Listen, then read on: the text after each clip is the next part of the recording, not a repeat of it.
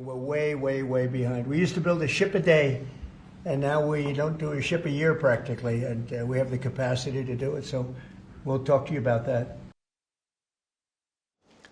트럼프 대통령이 미국 조선업 재건을 위한 행정명령에 서명하면서 우리 조선업체들의 협력 기대감이 그 어느 때보다 높아지고 있습니다.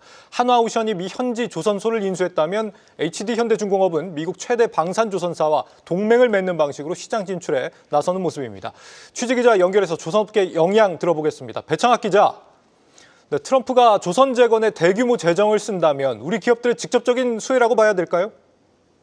네, 도널드 트럼프 미국 대통령은 행정명령에 서명하면서 미국은 더 이상 배를 만들지 않지만 동맹국과 다시 배를 만들어야 한다라고 밝혔습니다. 실제로 행정명령 부속서에 동맹국과의 협력에 관한 문구들이 적시된 만큼 한국과 일본이 미 조선업 부활의 파트너 역할을 할 것으로 보입니다.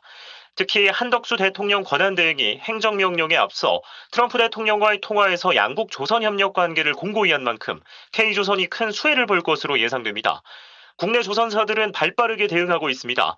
HD현대는 이번 주 미국 최대 특수선 조선사인 헌팅턴 인걸스와 로봇과 인공지능을 활용한 공정 자동화 기술을 연구 개발하기 위한 업무 협약을 체결했습니다.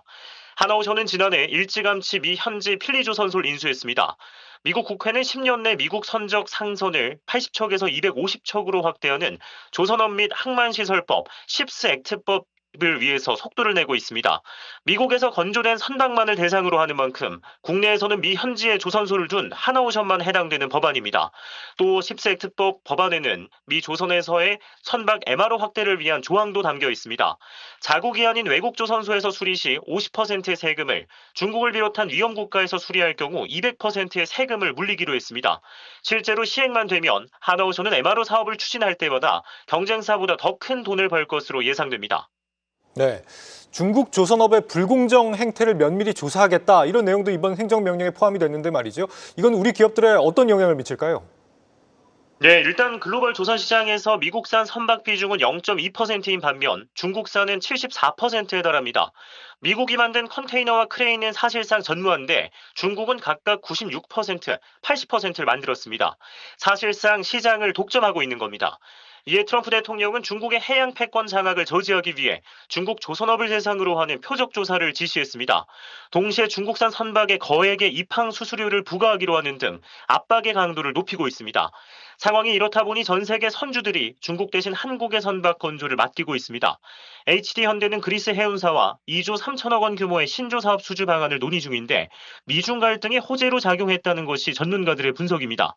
발주 물량은 20척으로 HD현대사모의 6척, HD현대미포의 14척씩 분배될 것으로 보입니다. 한화오션 역시 지난달 같은 선주사와 3,700억 원 규모의 초대형 원유 운반선 VLCC 2척을 수주한 바 있습니다. 증권사 연구원들은 선주사들에게 미국이 부과할 중국산 선박의 항만 수수료가 부담스러운 만큼 눈을 돌리고 있는 것이라고 진단했습니다. 실제로 미국 주요 에너지사 엑슨모빌도 최근 중국 조선소에서 건조하려 했던 LNG 벙커링선 발주를 취소했습니다. 한편 지난 2월 중국에 밀려 글로벌 선박 시장 수주 비중 14%에 그쳤던 한국은 3월 55%로 수직 상승해 수주 세계 1위가 됐고 이달에도 연이어 수주고를 올리고 있습니다. 지금까지 보도국에서 한국경제TV 배창학입니다.